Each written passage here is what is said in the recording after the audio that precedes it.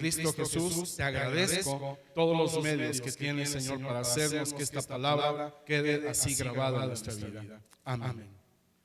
Podamos abrir nuestras escrituras, hermanos, en el libro de Romanos, capítulo 10. Vamos a leer los versículos 11 a 18. Romanos, capítulo 10, versículos 11 a 18.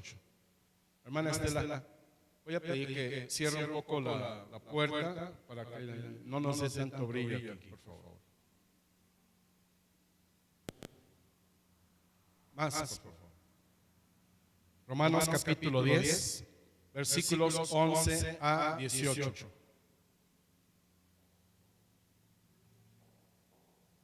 Bien, tenemos este pasaje, vamos a darle lectura a la palabra del Señor. Dice de la siguiente manera: pues la Escritura dice, todo aquel que en él creyere no será avergonzado, porque no hay diferencia entre judío y griego, pues el mismo que es Señor de todos es rico para con todos los que le invocan, porque todo aquel que invocare el nombre del Señor será salvo. ¿Cómo pues invocarán a aquel en el cual no han creído? ¿Y cómo creerán en aquel de quien no han oído? ¿Y cómo oirán sin haber quien les predique? ¿Y cómo predicarán si no fueren enviados? Como está escrito, cuán hermosos son los pies de los que anuncian la paz, de los que anuncian buenas nuevas. Mas no todos obedecieron al evangelio, pues Isaías dice, Señor, ¿quién ha creído a nuestro anuncio? Así que la fe es por el oír, y el oír por la palabra de Dios. Pero digo, ¿no han oído? Antes bien, por toda la tierra ha salido la voz de ellos, y hasta los fines de la tierra sus palabras. Amén. ¿Puedes sentarse, hermano? Hoy hemos tratado de poner atención a lo que aquí ponemos en en visual, también para que ustedes puedan recibir este consejo de Dios. La semana pasada estuvimos compartiendo este tema. Voy a ser breve, las primeras 7 diapositivas hablan con brevedad de lo hecho la semana pasada. La siguiente, por favor. Hablamos sobre reforma y creo que esto no lo olviden. Hablábamos acerca de estos temas, que esto no fue un movimiento homogéneo, que significa que no fue algo que lo empezó una sola persona. Dios se encargó de hacerlo conocer a muchos. Así que esta condición se da así. Lo siguiente es que dependió de cada país europeo. Ya para eso también les presentaremos un mapa de cómo estaba Europa antes de la reforma. Luego también entonces dependió eso de cada país por las diferentes circunstancias que cada uno vivió. Los anteriores intentos de reforma fueron apagados brutalmente porque hablamos que desde el siglo XI también se intentó hacer reformas, trataron de que la iglesia, llamada solamente como tal iglesia cristiana, tuviera desde su interior algunos cambios, pero realmente la corrupción misma que había dentro de los líderes eclesiásticos no les permitieron hacer estos cambios. Al igual, la oposición de la consideración de igualdad de los dogmas papales con las palabras de la Biblia, dando a entender con esto que también mucha gente, muchos papas estuvieron propugnando porque se considerara la palabra del papa al mismo nivel de autoridad que las Sagradas Escrituras. Y eso también se trató de hacer en su momento, de cambiar esa situación. El rechazo al bautismo de infantes de parte de algunos grupos fue la condición en que definitivamente también se trató de que esto también no continuara. Sin embargo, la Iglesia Católica estaba en ese vicio, entendiendo, hermanos, nosotros que el bautismo se efectúa solamente por el arrepentimiento del pecado cometido.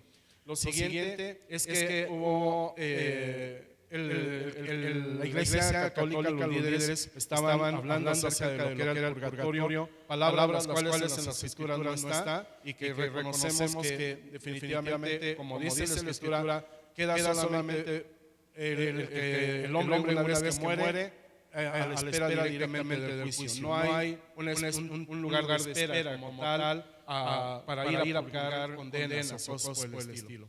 Al igual, el contenido de la misa, hablando acerca de que se practicaba lo que es la cena, pero declarando que era la transubstanciación, que era poner en forma literal, o creer en forma literal que la vida de Jesucristo estaba en el pan y en el vino que a la congregación se daba. Y esa es otra de las cosas que no, porque esto no considera. Al igual, tenemos la condición de lo que es el monopolio del perdón. ¿Qué significa esto? Que al igual se decía que solamente quien podía perdonar los pecados era el Papa. Cualquier clase de pecado. Y por lo mismo, si solamente el Papa podía hacer ese perdón, al igual entonces cualquiera de los pecados que el hombre trataba de hacer, pues tenían que solicitar que el Papa fuera hiciera el perdón, pero obviamente eso le costaba económicamente a la gente. Lo siguiente es la enseñanza de la salvación por obras, y lo cual pues obviamente nosotros decimos no.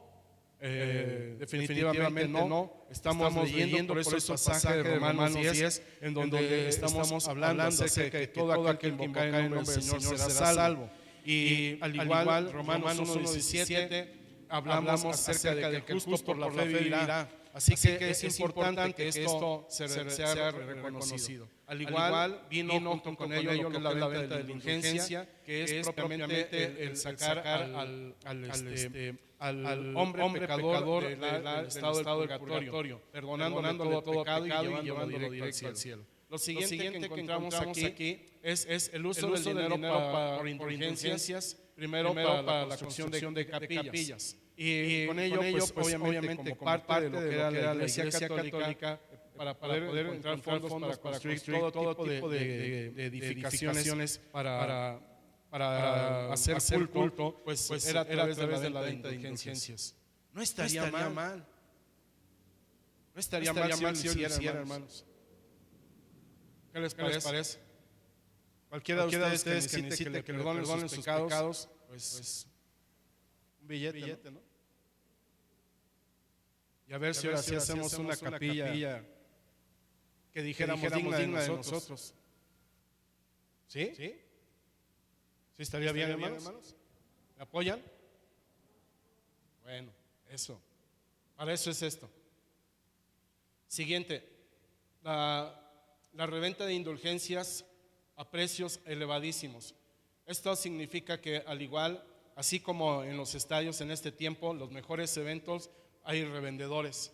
Y bueno, en esa condición entonces también la reventa estaba para poder darle un valor mayor a lo que era esto, sin que realmente lo valiera, y que todo lo que era de reventa entonces se ponía a la capacidad de aquel que iba y hacía la reventa. Así que él se quedaba con una jugosa economía, y otra parte era directamente para la construcción de la capilla.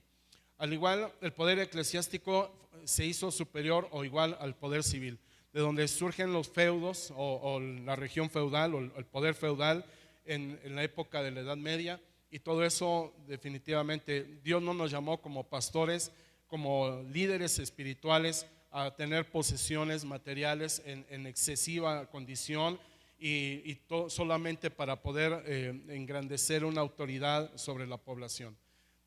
Al igual, dentro de la iglesia cristiana en aquel momento, la iglesia católica, se dio el celibato de los sacerdotes.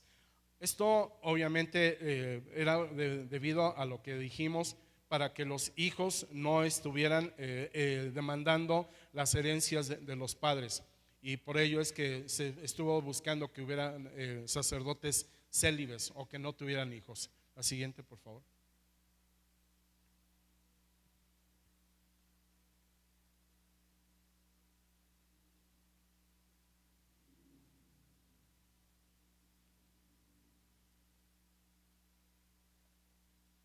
Gloria a Dios.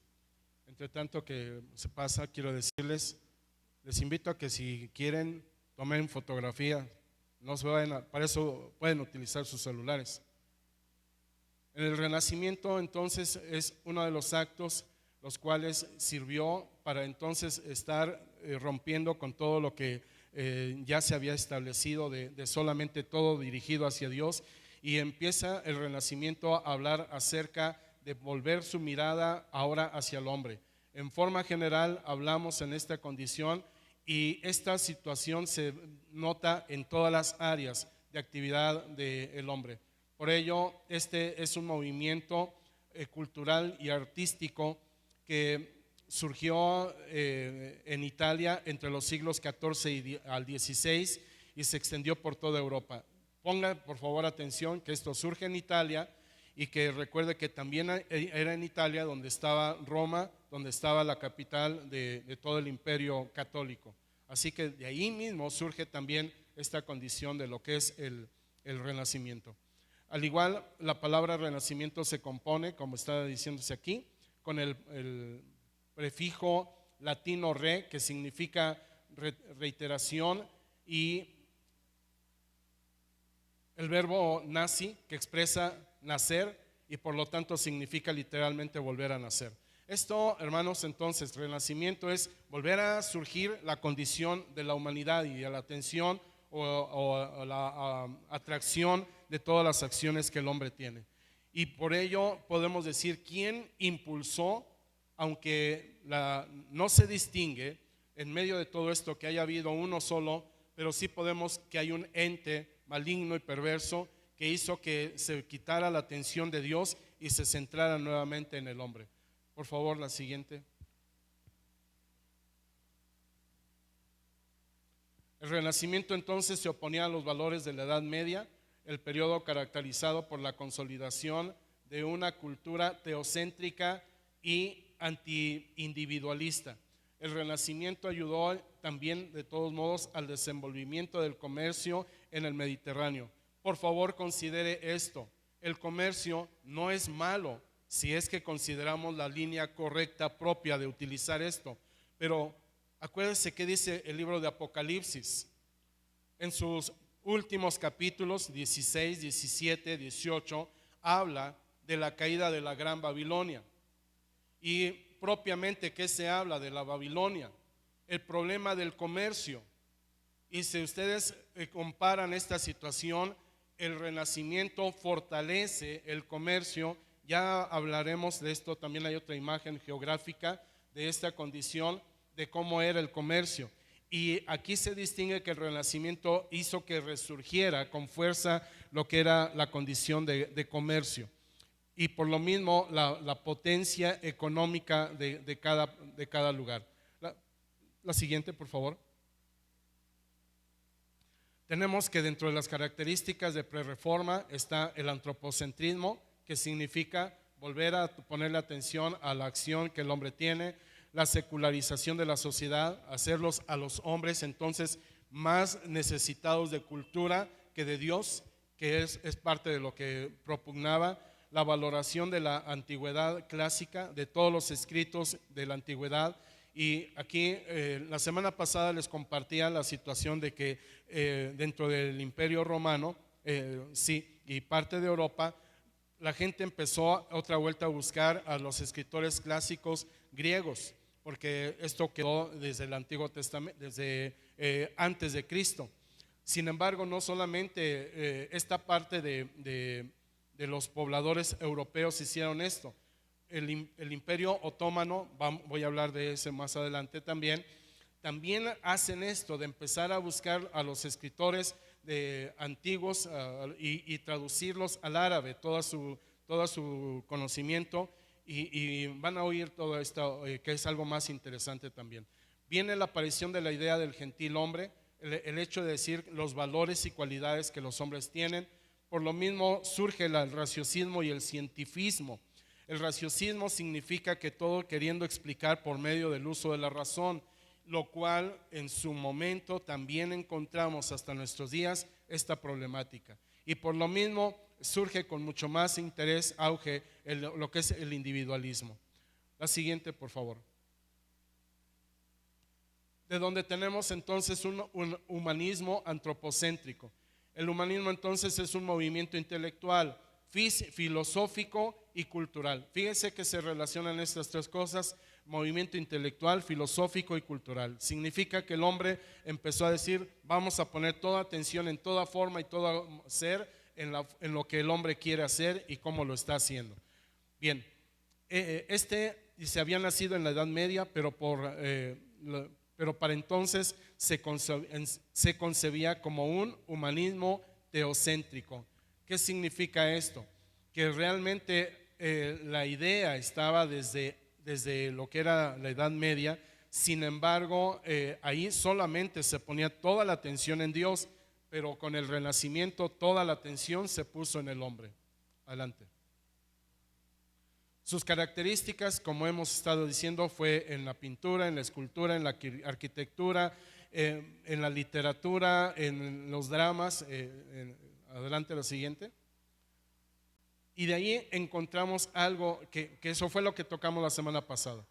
Como parte de lo que compartía yo en la semana pasada, era que había dentro de lo que era el Imperio Romano la separación en dos partes: el Imperio de Oriente y el Imperio de Occidente. Tal vez, no sé si alcanzan a distinguir bien, hermanos, pero quiero indicarles. Lo que es el Imperio de Oriente se constituye la parte de Asia, que yo les comentaba, Asia Media, y todo ello era parte de, vamos a decirlo así, de la parte oriente del Imperio Romano. Todo esto es Imperio Romano, pero se dividió en dos porque se estableció en esta localidad llamada Constantinopla, de parte de Constantino, otra capital de su imperio, de tal manera que no nada más gobernó desde Roma, sino que también se gobernaba desde Constantinopla. A esta fecha, 17 de enero de 395, fue cuando se hace la división, se hace el cisma, como dicen, y se establece un imperio de Oriente con un emperador gobernando desde Constantinopla y otro emperador gobernando desde Roma. Al igual la iglesia cristiana, porque esto es importante, la iglesia cristiana, así como se tenía iglesia grande con un obispo en Roma, también se hizo uno a la par en Constantinopla, de donde les mencioné así también que para esta época del 395 había lugares o iglesias grandes dentro de la cristiandad, tanto en Roma. También les mencioné que estaba otra en Constantinopla, les mencioné que había otra en Antioquía, les mencioné que estaba otra en Jerusalén y una más que se encontraba aquí en el norte de África, en Alejandría. De tal manera que las iglesias grandes empezaron a querer tener dominio sobre todas las iglesias que estaban en la demás parte de la comarca. Por lo mismo, entonces, tenemos que entender que esta división del Imperio Romano generó entonces también fractura y de la misma iglesia de la misma iglesia cristiana, poniendo como liderazgo a quienes se gobernan o quienes dirigían con autoridad por supremacía o cantidad desde Roma o desde Constantinopla. Esto obviamente fue la influencia que en este caso el Imperio de Occidente llevó a toda Europa, en este caso hablando territorialmente. Así que eso es importante que ustedes conozcan. La siguiente, por favor.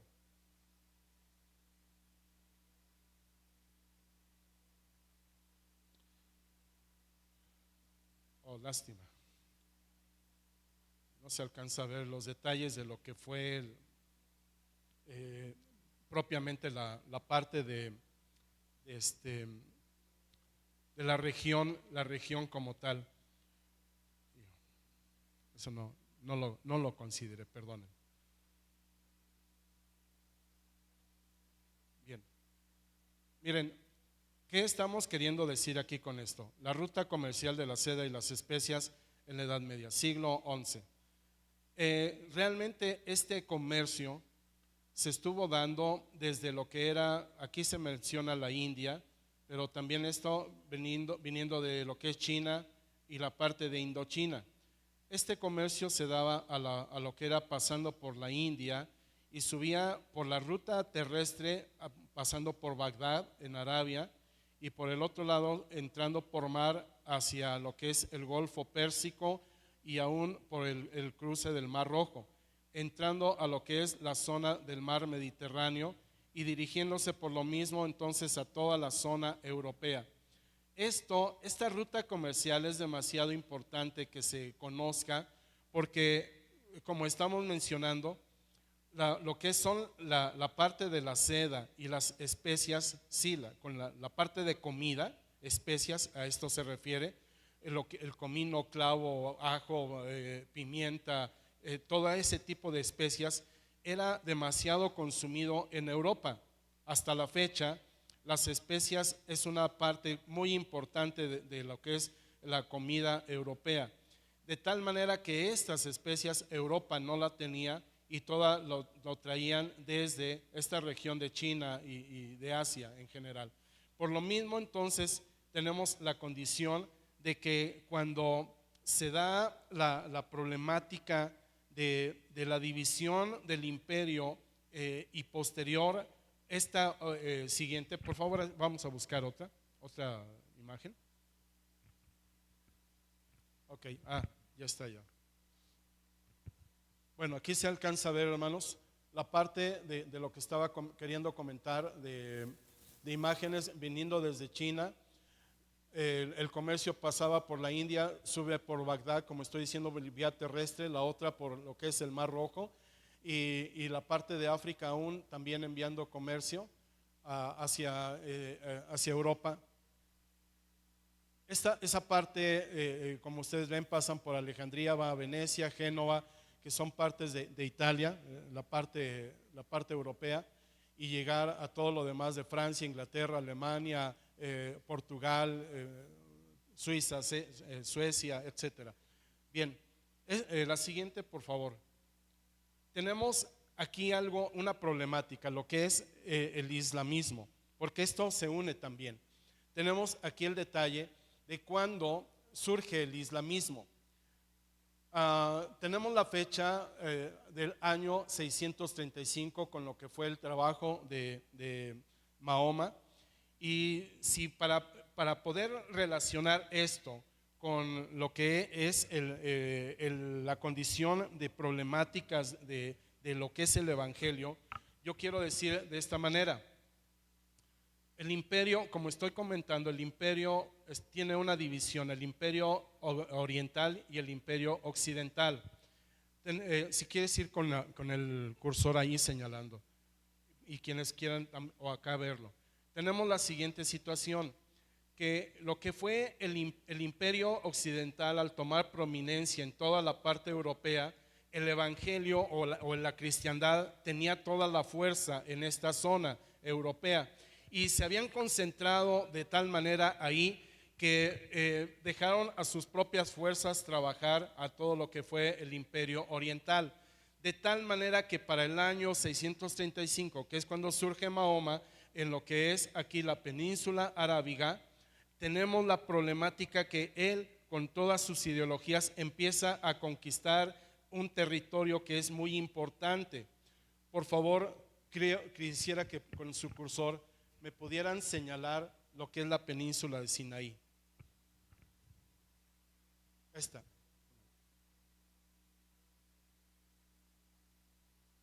¿No la permite? Ok. La península de Sinaí es aquí, se puede decir aproximadamente esta zona. ¿Por qué es tan importante señalar esta zona? Díganme dónde está Jerusalén.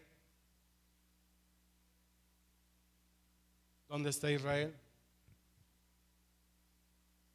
Pertenece a esta zona de la península de Sinaí.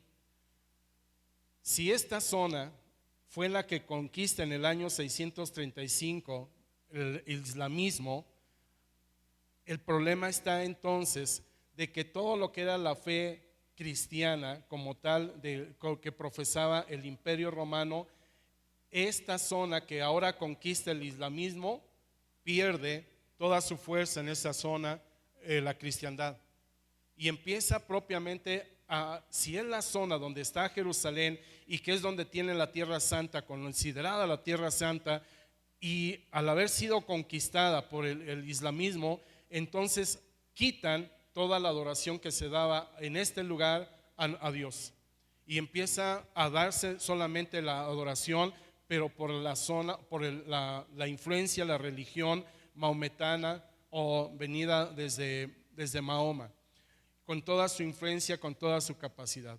Así que, hermanos, esto es importante que ustedes no lo olviden, porque de acuerdo a eso empieza a debilitarse como tal el imperio, empieza a debilitarse lo que es la cristiandad en toda esa parte del imperio oriental, y por lo mismo entonces la gente solo se concentra y toma todavía más fuerza en la parte europea, y en la parte del oriente empieza a debilitarse completamente. Así que por lo mismo, al haber tomado los árabes esa zona, era por donde pasaba todo el comercio, todas las especias, la seda, las piedras preciosas y todo lo demás hacia Europa.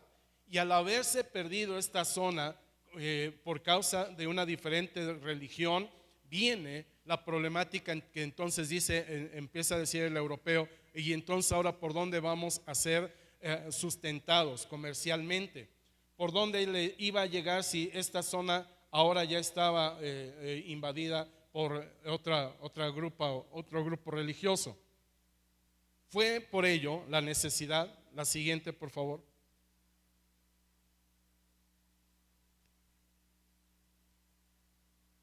Fue necesario que entonces empezaran a buscar rutas comerciales diferentes a esto. Encontramos que para estos años, aquí tiene marca el Islam a la muerte de Mahoma en el año 632, marcado en un color rosa, que es la península arábiga. Al igual el Islam en el año 750, ya con el color aquí un poco más oscuro.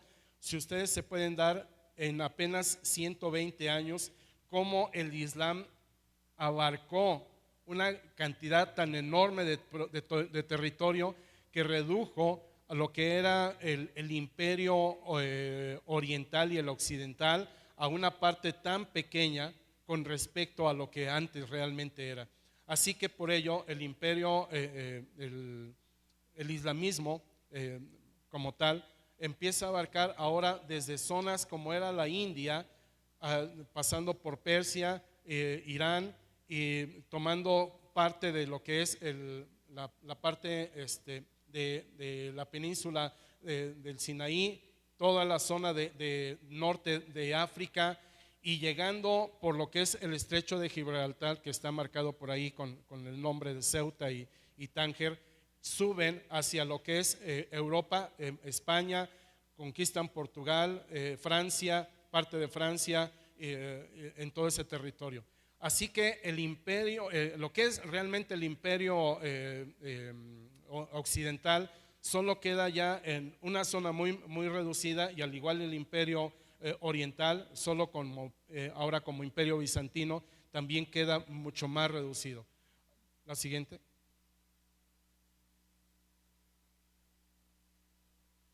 Bien, el peligro musulmán amenaza a la cristiandad con lo siguiente. La importancia del fenómeno del Islam se basa en la cantidad de maometanos que pueblan Asia, África y Europa. Se menciona que aproximadamente fueron 400 millones de hombres con esa creencia ya de maometismo, la mayoría instalados en tierras antes profundamente cristianas. Fíjese bien, quiero que esto no lo pierdan de vista. Ahorita en Alemania nuevamente está en este riesgo. La iglesia en Alemania fue donde surge realmente la reforma protestante. Cambiaron de lo que era el catolicismo a hacerse luteranos, a tomar con fuerza el evangelio de Jesucristo.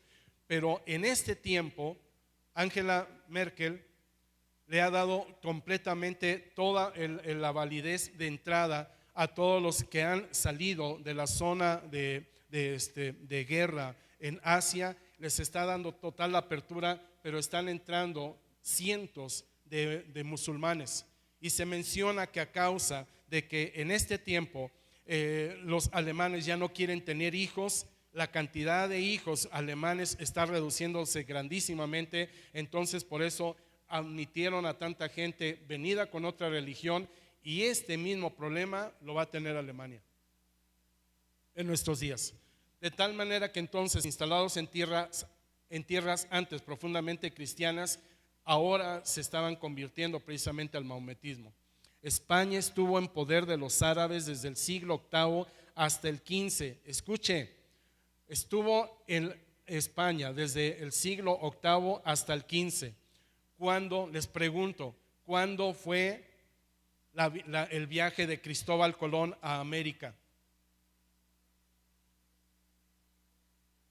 1492, siglo XV.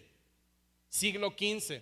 Por eso es tan importante este dato, porque ciertamente, aunque estaba durante parte del siglo XV en el poder de los árabes, Fernando e Isabel, como católicos, reconquistan la tierra, la vuelven a tomar para España, para el catolicismo, y vuelve entonces a tomar fuerza la parte de catolicismo en la parte europea. Por favor, la siguiente.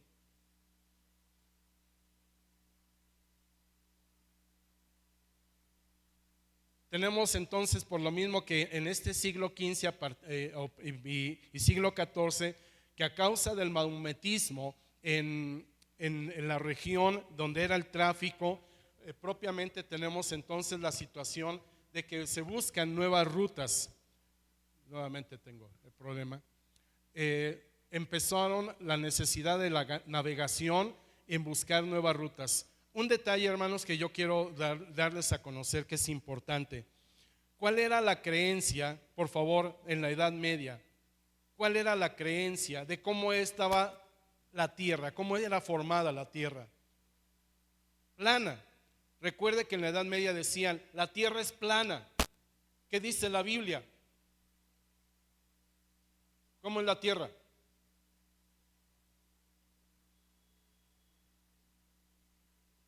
¿No lo saben? Redonda. La Biblia dice que la tierra es redonda. Sin embargo, en la Edad Media decían, no, la tierra es plana, es cuadrada. Por lo mismo, entonces no había navegación más allá del continente atlántico. No salían de lo que era el mar Mediterráneo.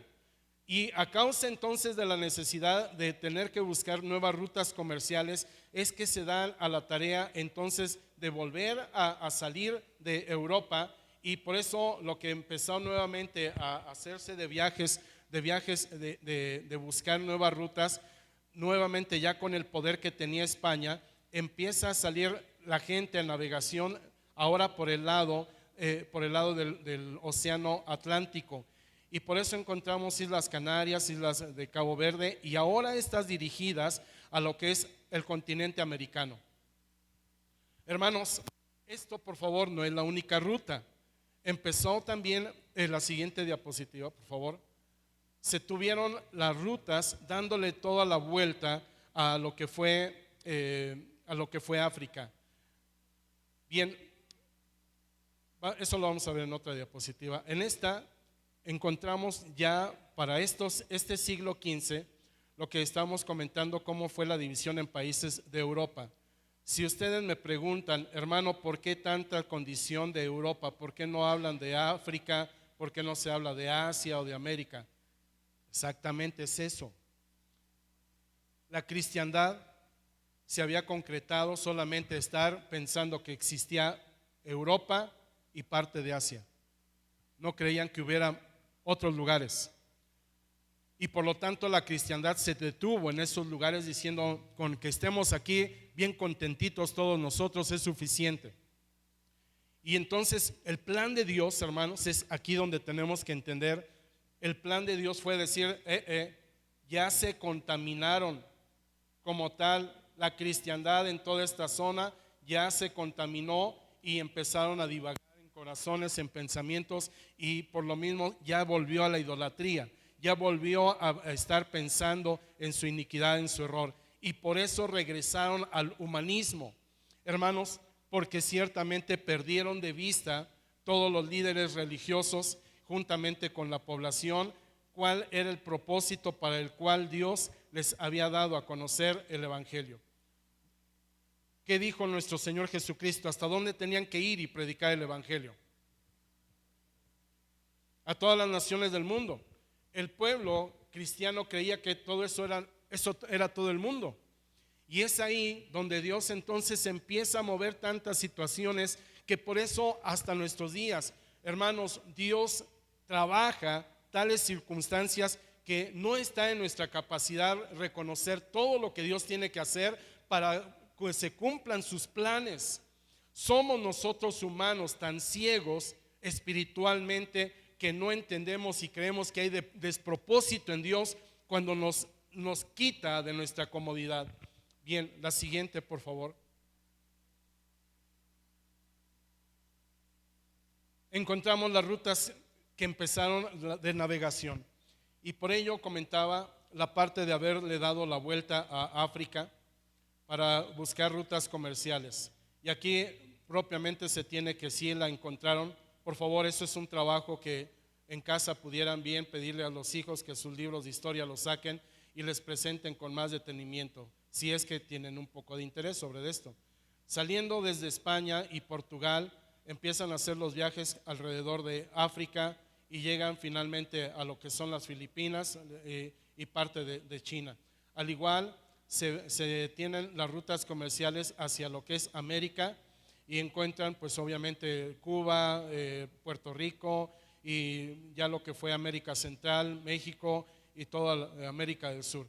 Pero de ahí les siguen bajando por lo que es la parte sur de América y continúan su viaje hacia el Océano Pacífico y llegan hasta Hawái, encontrándose con que pueden dar ahora sí la vuelta al mundo por la parte sur de nuestros continentes.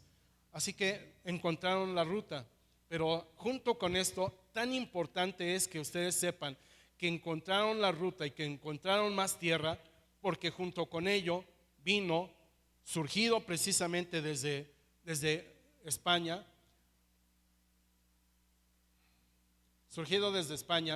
viene la parte de lo que es nuevamente el trabajo de la evangelización. Por favor, la siguiente.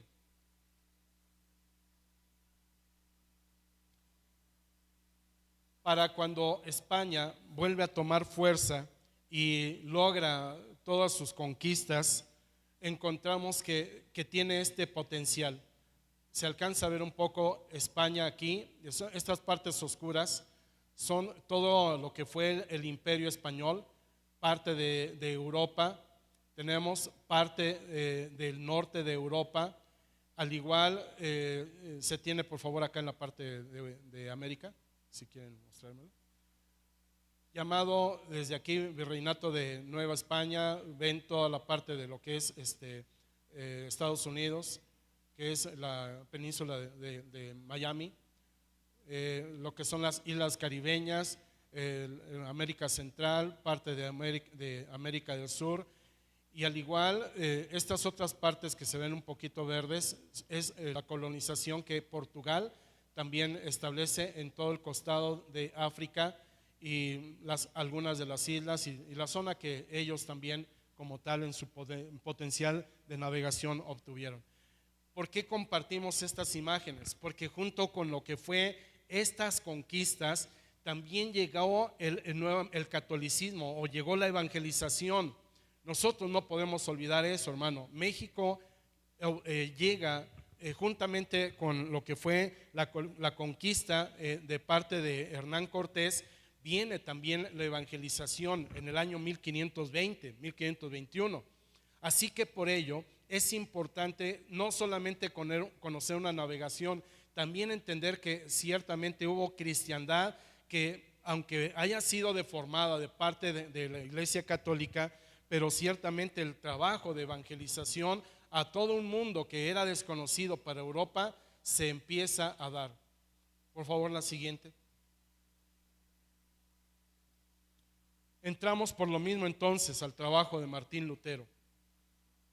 Para que se dé entonces la condición de Martín Lutero, tenemos que darnos cuenta que había encontrado como tal Martín Lutero como un hombre alemán. Y encontramos precisamente todo lo que en parte he comentado. Encontramos que en la Edad Media la Iglesia Católica había crecido en poder y estaba alejada del pueblo. Ya lo vimos con imágenes de geografía. ¿Y qué encuentra entonces Lutero?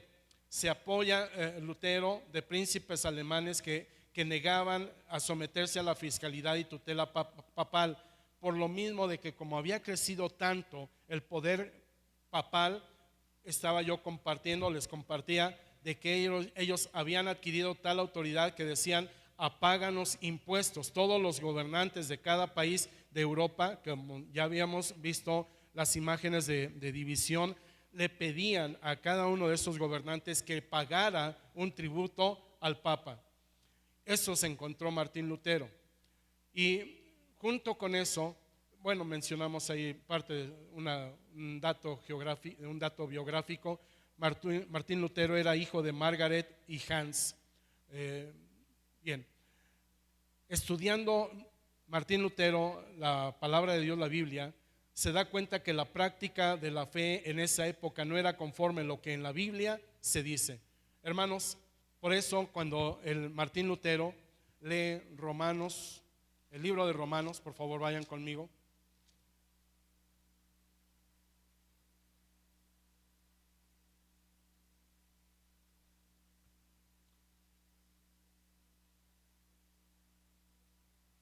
Versículos 16, 17. La Escritura nos dice: porque no me avergüenzo del Evangelio, porque es poder de Dios para salvación a todo aquel que cree. Y se pone este dato al judío primeramente y también al griego. Nosotros entendemos hasta nuestros días que ciertamente el Evangelio entonces no era solamente para un grupo pequeño, un grupo privilegiado, un grupo selecto. El apóstol Pablo escribe esto para decir que el Evangelio es para todo aquel que cree. Esta declaración estaba cerrada, estaba obscura, no lo sabía el mundo europeo, el mundo que ellos conocían en aquel tiempo. Y por lo mismo decían que la salvación le pertenecía solamente a aquellos que compraban indulgencias o que pagaban indulgencias, o pertenecía solamente a los que eran los sacerdotes, los líderes católicos. Y el apóstol Martín Lutero se da cuenta de esta condición y dice: esto no es lo que dice la Biblia, la salvación no pertenece nada más a los líderes católicos. Y empieza por lo tal a ver en él, en su interior, esa discrepancia, esa división de pensamiento. Y más viene la situación de lo que dice el versículo 17: porque en el Evangelio, la justicia de Dios se revela por fe y para fe. La justicia de Dios se revela por fe y para fe. ¿Qué significaba esto para Martín Lutero? Que todo aquel que necesita sentir el perdón de sus pecados, Dios le puede justificar, Dios le puede limpiar, Dios lo puede exonerar, le puede decir: te limpio, te libero de todo tu pecado. ¿De qué manera? No pagando dinero con dinero, no haciendo obras para alcanzar la salvación, no haciendo peregrinaciones como lo que la iglesia ya había hecho. No he hablado de las cruzadas. Las cruzadas empiezan para querer conquistar la tierra que Mahoma y el islamismo ya tenían gobernante, que era la zona del monte Sinaí, o propiamente Jerusalén en particular. Pero en el tiempo de Lutero se da esta situación de que Lutero dice: pero la Escritura dice que la justicia de Dios se revela por fe, y se hace entonces la necesidad de decir: por la fe yo puedo decir que mis pecados son perdonados. Eso no lo sabía el pueblo. Al pueblo se le dijo: ponte a hacer peregrinaciones, paga impuesto, da dinero. ponte a hacer obras de caridad. Y por eso se les decía: ¿quieres ser salvo? Ponte a pintar aquí si eres pintor. Si eres escultor, haz alguna imagen. Si eres herrero, ponte a hacer ahí herrería, fontanería. Eres escultor, entonces también ponte a hacer. Eres escritor, escribe poemas para Dios. Pero todo eso, hermano, puedo decirlo, no era para su salvación. Eran obras para poder alcanzar salvación, no eran actos de fe. Y eso Martín Lutero se da cuenta y dice no a todo eso. Y por eso declara, y que lo cree firmemente Lutero: mas el justo por la fe vivirá. Entiéndase, hermanos, por eso en nuestros días hay muchos creyentes que desgraciadamente siguen en este pensamiento. Han regresado a querer que el pastor les perdone sus pecados. Por eso desgraciadamente hay líderes religiosos que también han empezado por propio designio personal a divorciarse y a tomar segundas y terceras nupcias. Han empezado desgraciadamente a solicitar lo que son los pactos de fe que se habla dentro de algunos grupos, para decir: pacta con Dios, da dinero, no importándole la salvación, y pidiendo primeramente dinero, aunque no esté un corazón definidamente en fe con Dios. Esta problemática, hermanos, es lo que se encontró Martín Lutero, y contra eso luchó. Y quiero decirles, ¿y la iglesia de ahora contra qué tiene que luchar? Contra esa clase de pecado que se quiere nuevamente establecer en el corazón. Algunos queremos nuevamente decir: pastor, ¿qué hago? ¿Qué me pongo? Póngame a hacer algo para que, y a ver, que Diosito me oiga. No, no es por ahí. Se tiene que hacer oración, se tiene que tener comunión con Dios. No busques hacer obras. Este es el problema que entonces se encuentra Martín Lutero. La siguiente, si la tenemos. Martín Lutero en el viaje a Roma se decepciona por las interpretaciones de verdades centrales de la Biblia y la corrupción de la iglesia como institución. Sumando a esto el sistema de venta de indulgencias, el dinero obtenido sería para edificar la Basílica de San Pedro. ¿Desde cuándo está esa basílica en San Pedro? ¿En Roma? Siglo XVI. Siglo XVI. Hermanos, con esto, ¿qué quiero decir? Cuantas veces ustedes vean que se presentan los papas en ese lugar, en esa basílica, sepan a costa de qué fue. A costa de la ignorancia del pueblo, a costa de el engaño al pueblo, a costa de la conformidad del cristiano, a costa del conformismo, de no querer buscar el rostro de Dios con firmeza. Y hoy, hermanos, puedo decirle, así como en aquel tiempo muchos fueron engañados, en este también por eso muchos son engañados. Por eso muchos seguimos queriendo tener la venda en el ojo y decir: me dejo guiar ahí ciegamente. No, iglesia, tenemos que entender que por eso fue esta reforma, para que nosotros entendiéramos que lo que Dios quiere no es, déjeme expresarme así, no quiere Dios borregos, quiere ovejas, que es muy diferente en el sentido espiritual. Porque ciertamente lo que Dios está esperando, que la oveja sea diligente, sea atenta a la palabra, escuche la voz de Dios, le tenga a Él tal atención, que sea dirigido por el Espíritu Santo, que la iglesia sea dirigida por el Espíritu Santo, que cada uno de nosotros sepa con conciencia que los actos que hace es por la dirección del Espíritu Santo. Nosotros no podemos seguir caminando en este mundo, hermano, con el pensamiento de decir: lo que yo quiera, lo que en la iglesia nada más me diga, para eso voy a la iglesia. El pastor es quien tiene la responsabilidad de mi alma. Si me pierdo es porque el pastor no me ha enseñado.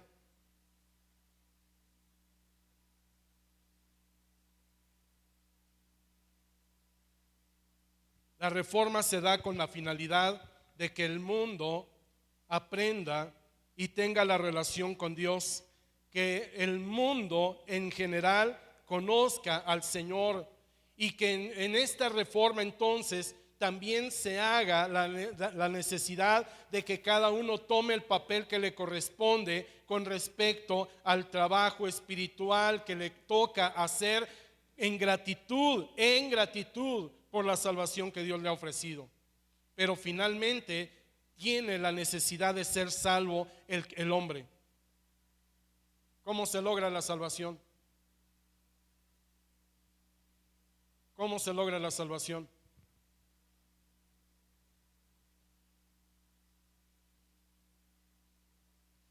Por la gracia de Dios. Y nuevamente voy con ustedes a Romanos capítulo 10.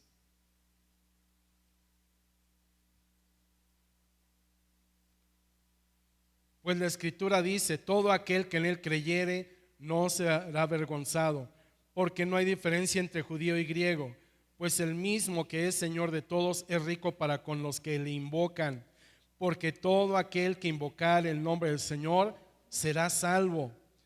¿Cómo pues invocarán a aquel en el cual no han creído? ¿Cómo creerán en aquel de quien no han oído? ¿Cómo oirán sin haber quien les predique? 3 preguntas. La primera: ¿cómo pues invocarán a aquel en el cual no han creído? Iglesia, cuando no oramos, aunque pudiéramos estar diciendo creo en Dios en mi boca y diciéndose a los demás, pero no oramos, no estamos teniendo fe. Si no oramos, ¿cómo podemos decir que realmente somos salvos? Si no hay una comunión con Dios, si no le estamos continuamente expresando: Señor, yo creo en ti, en tus milagros, en tus proezas, en tus maravillas. Si no le decimos: Señor, dependo de ti. Si no estamos creyentes de nuestra dependencia de Dios, hermano, está en duda su salvación y la mía. Entendamos entonces que el plan y el propósito de Dios es primeramente la salvación del hombre. Y lo que fue la reforma fue eso, el hacer que realmente el hombre entendiera la necesidad de ser salvo, pero no por lo que eran las prácticas católicas que se tenían, sino realmente por la comunión con Dios, por la invocación del nombre de Dios y por la fe en la obra de Jesucristo para darnos la salvación.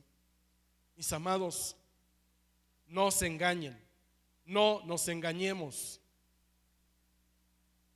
Si hay necesidad de confesar nuestros pecados, tenemos que hacerlo, pero es arrepentirnos de todo lo que estemos haciendo mal y proceder a corregir la conducta llevada a la práctica.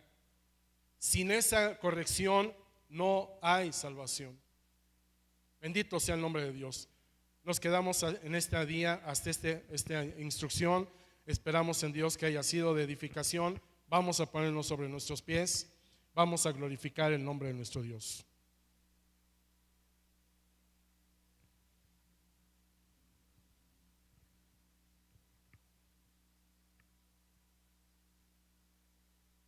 Una pregunta: ¿necesitas ser salvo? Quien no lo sea, por favor, está el reclinatorio. Pase a aceptar a Cristo. Pase a declararlo con toda sinceridad, decir: Señor, sí te necesito. Porque los demás que estamos aquí, que decimos ya lo confesamos, pues por eso estamos. Pero si no lo has aceptado, adelante. Hoy para eso Dios te ofrece la salvación, para que puedas invocarlo de veras, para que pongas fe en la palabra que Dios te está llamando. Pon fe. Dios quiere para ti la salvación. Vamos a orar. Padre del cielo, glorifica tu nombre en esta mañana. Oh mi Dios, cuánta necesidad tenemos de tu presencia y de tu poder. Requerimos de tu gloria y de tu gracia. necesitamos que seas tú exaltado. ¿De qué serviría, Señor, pasar días y días en esta tierra y pedirte, Señor, prosperidad material, pedirte, Señor, una bendición filial, pedirte, mi Señor, salud? ¿De qué nos serviría todo esto? ¿De qué nos serviría tener amistades y ganarnos a todas las amistades de la tierra si perdiéramos nuestra alma? Señor, hoy reconocemos la necesidad que tenemos de ti. Glorifica tu nombre. Señor, si pudiéramos pasarnos todos los días que tú nos concedas en actitudes de solamente querer tener una forma de vida que dijéramos no dañar a nadie, pero no tenerte a ti, vivir sin ti, Señor, de todos modos es perdernos, Señor, porque ciertamente lo único que ganaríamos sería el poner la atención y la mirada en nosotros. Nosotros no somos el centro del mundo, nosotros no somos el centro del universo. El único que merece honor, gloria y majestad eres tú. El que hizo el sacrificio de salvación y perdón de nuestros pecados eres tú, Señor. Por lo tanto, que la gloria y la honra sean a tu nombre. Hoy, Dios y Rey de verdad, te ruego, glorifica tu nombre. Llena nuestro corazón de tu poder y de tu presencia. Permítenos, Dios, hablar de tus grandezas y de tus maravillas. Poder expresar, Señor, con nuestras palabras lo que, Señor, recibimos de enseñanza, de instrucción. Lo que tu Espíritu Santo nos urge, Señor, a compartir, a comentar de toda instrucción que estamos recibiendo. Oh, mi buen Dios, tu Espíritu Santo nos dé el entendimiento, Señor, porque si ciertamente lo preguntamos a un inicio, si no tenemos buena memoria, Dios, en tu palabra dices que tu Espíritu Santo nos hará recordar lo que nosotros pudiéramos confiar en ella. Señor, danos de tu gloria, danos de tu gracia. Permítenos, Señor, recibir tu instrucción, tu consejo y aplicarlo adecuadamente para la gloria de tu nombre, oh Dios mío, porque lo que nos interesa es conocerte a ti y llenar tu trono de alabanza. Lo que nos interesa es saber que tú eres con nosotros y que gobiernas y quieres regir dentro de nuestro ser, Señor.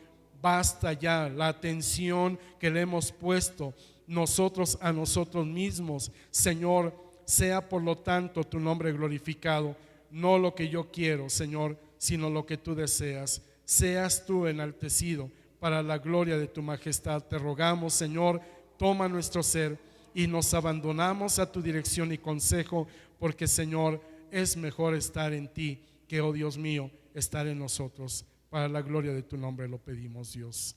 Gracias, amado. Gracias, Dios. Amén. Amén.